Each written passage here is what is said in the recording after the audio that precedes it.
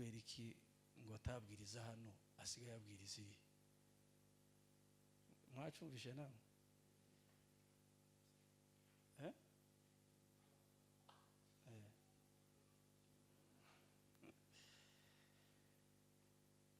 anyway icy'ingenzi nuko umuntu ategereza igihe cy'Imana. Erega muri zimwe challenge dufite zikomeye cyane nuko twumva ko twahagarara ku gatuti kamwe. Ko mwumva ikibazo gihari, twese duhagarare ku gatuti rimwe, agatuti tukarwanireho. Abantu ntibagikenera kwiga kugira ngo batuze bigishwe bategereze igihe cy'Imana. None nyine so umuvuga butumwa kandi ashima ko wazanye iriya leta ruba rwandikwa bavuga butumwa mutegere hano n'abandi bazagenda ba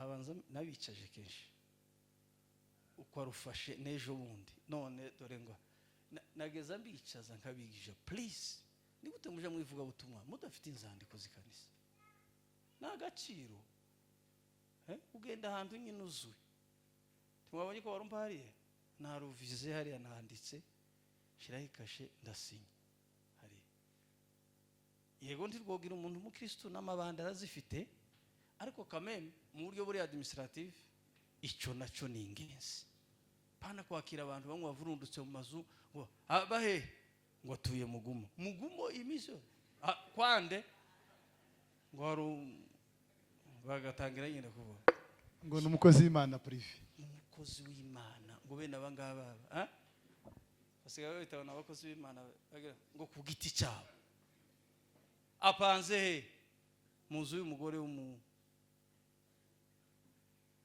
undi mukozi w'Imana nawe utarino amen. Abavuga ubutumwa ni kugenda bashaka ahantu hari icyayi, ahantu bene aho icyayi kitokeye hano kandi icyayi nzito apana bene iki ngiki cyayi.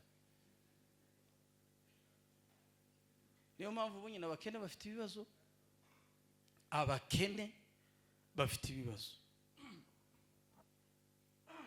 abakene ndi bafite abo basengera, abatunzi ni bafite contacts z'abayumbe.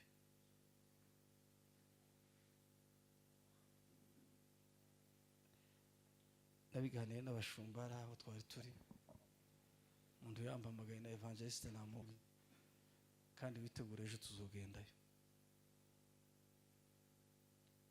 Hari umuntu wampamagaye ejo wundi ndatekereza namwe n'abashumba ambwira ngo tuje kumusengera ngo ariko yabuze amafaranga ngo yo gutumiza abasenga ngo kubera ko kubatumiza n'amafaranga ngo yo mafaranga ntayafite. Uba sinzi ibiciro bamubwiye, I don't know. Bazabaka amafaranga Chantal ngo cyane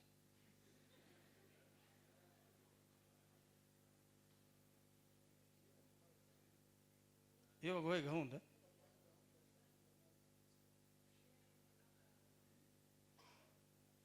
ariko mwaretse uyu mwaka mureke mbwira abayumbe mwaretse uyu mwaka abantu tukaba intangarugero vrema.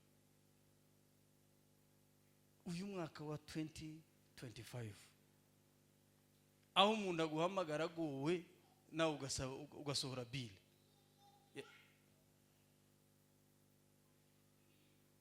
umuntu yarambabaje rwose kandi umusaza sinamuzi ni kuri telefone gusa navuga yageze mu Rwanda hari gusa tukaza tuvugana kuri telefone yamambwira ngo ni mwebwe muza mutwigisha ngo birizi ngo hari umusirikare ngo warwarishije umwana ngo araza abwira Yesu umva ukuntu yazambwira ngo abwira Yesu ngo singeneye kugera iwaje ariko ngo utegeke umwana arakiririye ngo kubera ko nta bushobozi mfite bwo kubakira no kubahereza nta mafaranga afite. Ambwira ibintu bibiri, arambwira ngo ugende usengera umugore wanje akire cyangwa apfe. Urumva uwo muntu agahinda afite n'uwo yabwiye ngo amusengere amusaba bire y'amafaranga ko murumva icyo cyawe umuntu azagikira kwe ko mu Rwanda abantu bageze ngo turi abakozi b'Imana bahe muri bakanjo kubera ko bakanjo niyo bazagenda bashaka amafaranga. Mureke mbabwire n'impamvu muzi impamvu abayumbe benshi badakira nuko bacuruza impano, kandi mu gihe yambano yikoresha neza yo mubeshaho. I have somehow experienced bukeya rwose, ndabizi mfite ubuhamya butoya bw'impano y'Imana uko nagiye nikoresha ikangaburira bitari hano mushobora kuvuga ngo afite abantu ngo bamuhereza amafaranga.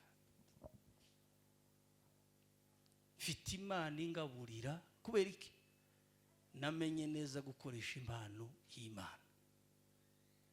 Nta muntu woburara afite impano y'Imana, ariko ntuyisabe. Tusaba ngo gusenga ngo ifaranga gusenga, umve ngo uwo muntu ufite kugahinda uwo kubwira ngo sengera umuntu apfe cyangwa akiri. Kubera iki? Ngo nta bushobozi afite bwo kwakira basenga. How? Kandi ibyo byose ntituzi wabikoze, ariko twese turi muri ka gatebo kamwe. Tafadhali ninawasihi waombezi, nimba hari ikintu gitoya ufite urusha mugenzi wawe, menye ko nawe hari ikindi afite kukurusha, gusa iwe none ni ukeneye ubufasha, ariko nawe hari ubundi bufasha uzakenera.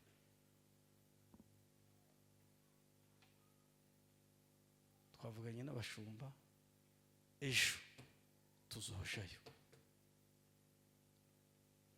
kandi tuzomusengera azokira mu izina rya Yesu. Yes. Wowe ugize Imana, umuntu ukaraza karakwirukira ngo mfasha, tekereza hari abandi bafite ubufasha badafite abo bakubufasha. Imana ngo muri abayumbe ku giti cyanyu, mbe ku giti cyanyu.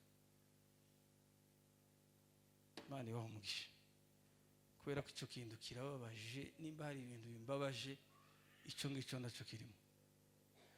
Abantu bagenda bakoresha impano z'Imana nabi, bagenda batukisha abandi.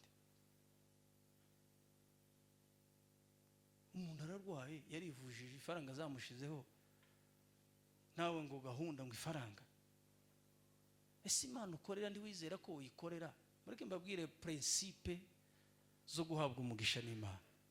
Nuguko icyo kintu mureke nkibabwire munumve, kandi simvuga mu Giswahili kera cyane. Nushaka guhabwa umugisha n'Imana, uzirinde gukorera umuntu umutegereje mu nyungu.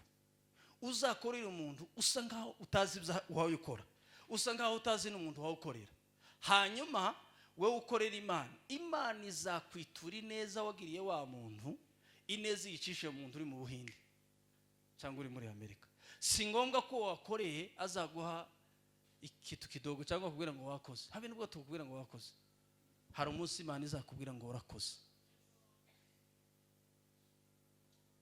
Kandi aho ngaho nico kibazo dufite. Dukeneye ngo umuntu ngo nimba ngusengeye n'umuntu ngo agomba kureba ngo ikintu ngo akora. Hari abandi bazabagaye amafaranga, hari abavuga ubutumwa twize duha amafaranga, yivuga ubutumwa yamamva mbagara ngo twamaye amafaranga make.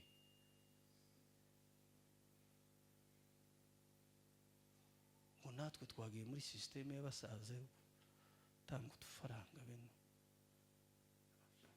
Waje muri business, amavuta y'umuntu neza muhesha ibindi. Ombezi mukuje. Amen. Kukaragaciyeho bije neza, Mungu akubariki sana. Amen. Mane gumugisha. Komeza ibintu bitatu, ibintu bine, ibintu bitanu, ibintu 10. Yes, bien sûr. Pana kuza kuturunda mu za haleluya, abantu bagataha gusa za haleluya. Haleluya. Haleluya. Ngo haleluya. Haleluya igihumbi ku magambo 5. Abantu bagataha gusa bari muri sarakasi. Muzamuri Imana. Abari biruka babacanga, ukagira none abantu bari mu murima. abantu bakeneye ijambo, hanyuma bakeneye agatuti, mwicare mwige muzakabona. Siko bimeze se?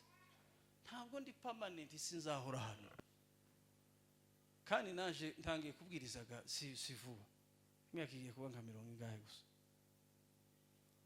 Karibu n'ejo bundi nzaba navuye hano, Eric uri hano cyangwa Jackson.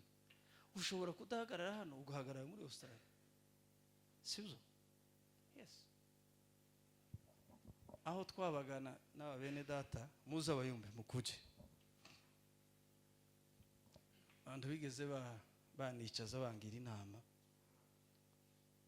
barambwira ati se we kutazusabisha kugira ngo uzenguruka mu makanisa hano uje mwivuga butumwa, kandi simbigira uko ndarasabisha, abantu muje mwivuga butumwa kuva kera. Ndimubwira bone hano kuva kera niko nteye. Ndamubwira ati conziho igihe cy'Imana nikigera bazoza banshaka bansange mu rugo. Buri munsi yaza imbaraga Mana yaje komeza uzufashe kutaramiye ndazicumwira pole nizeye Haleluya, sikabure kumbaraga zawe no mu bikomeye biriho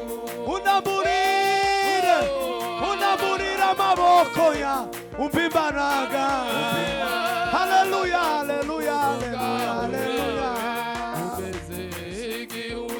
Yesu wengu umva imbaraga ku buntu bwawe kugeza igihe uzazakuja. Mana yaje komeza uzufashe kutaramiye ndazicumwira pole nizeye ijambo wambwiye sikabure kumbaraga zawe no mu bikomeye biriho unamburira amaboko yawe umva imbaraga ku buntu bwawe. Haleluya, amina. We ngumva imbaraga ku buntu bwawe kugeza igihe uzazakuja. Abafi ndetse buri munsi agenera ubuntu bugwi aza nikorera imitwaro umvukwaza tunga buri munsi azanamira buri munsi we buri munsi isezerano yampaye.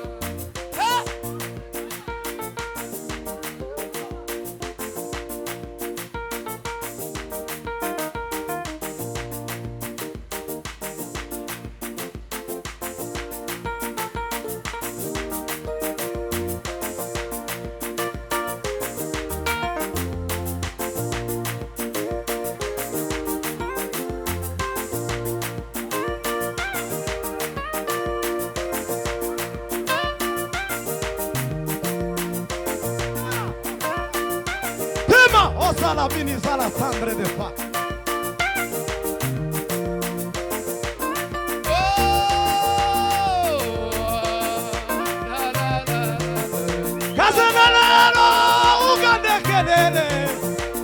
kazenelelo ugandekelelewe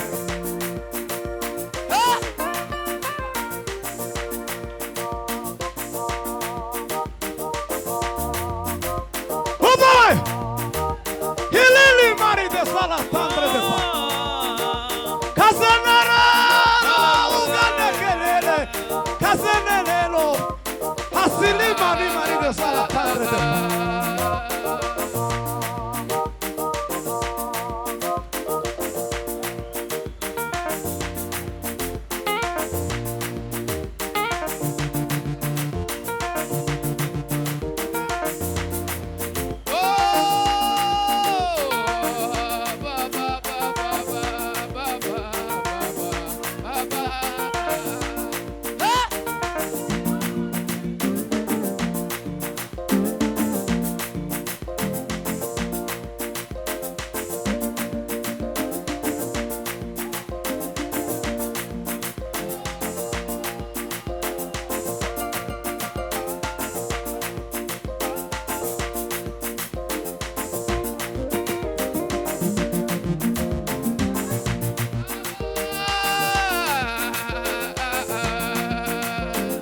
Kazenarano ugandekelele manawe ya ya ya ya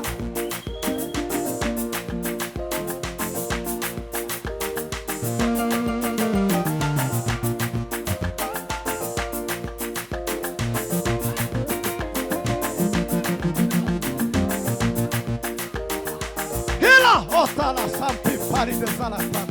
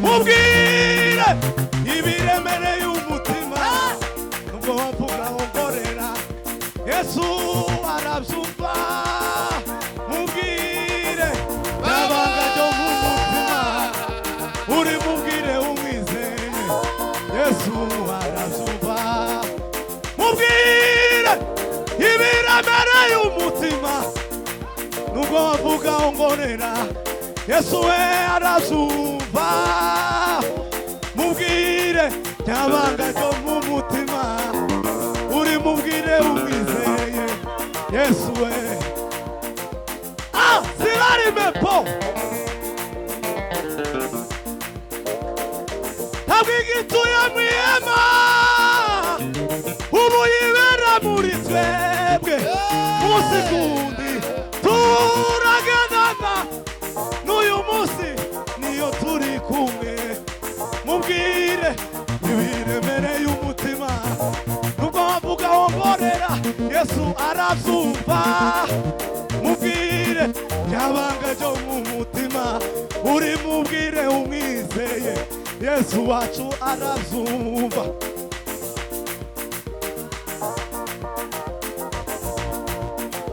mubwire ibiremereye umutima nubwo wavuga wongorera Yesu wacu arabyumva mubwire nyabanga ryo mu mutima uri mubwire umwizeye Yesu wacu arabyumva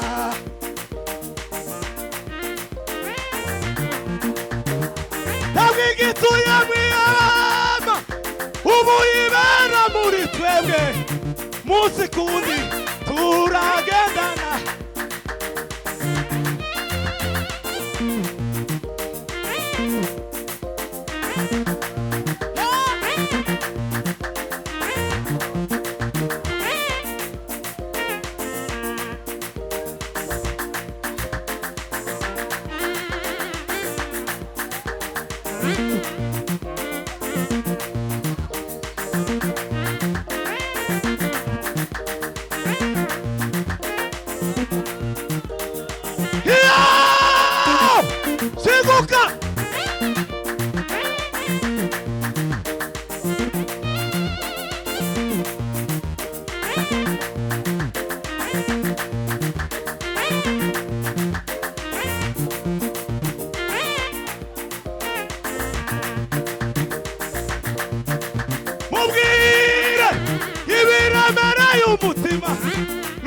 vuga wongorera Yesu acarazumva mubwire yabanga ryo mu mutima uri mubwire umwe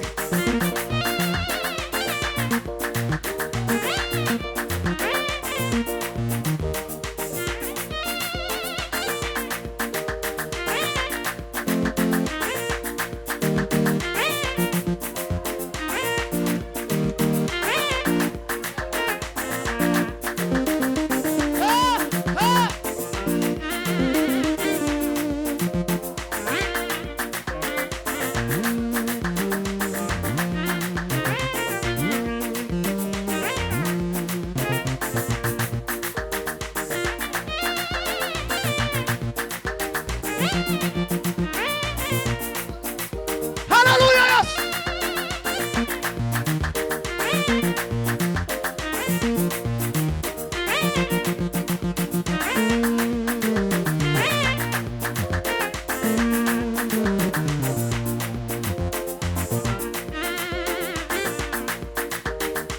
Umva basuruwe.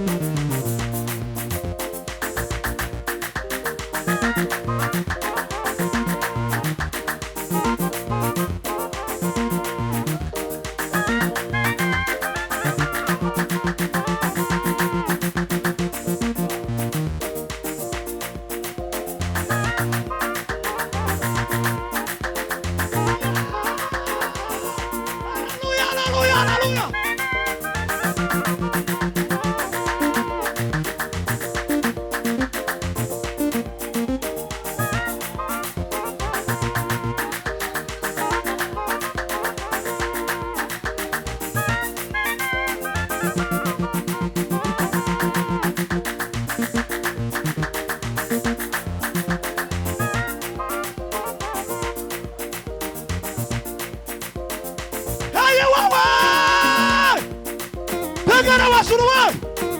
Hilari mesala formede. Nyega nyega.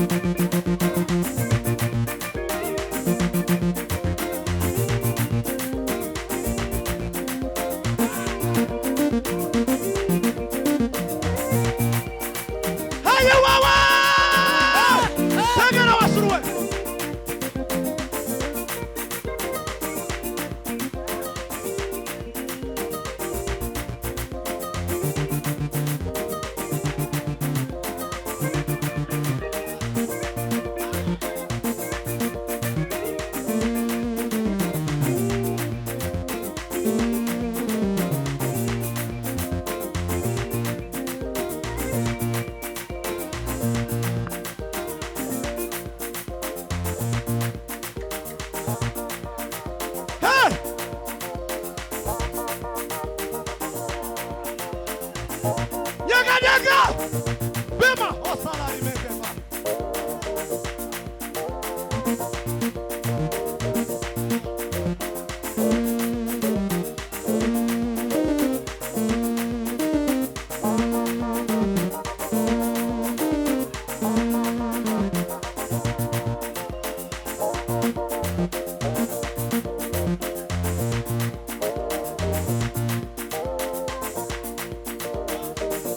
Ah!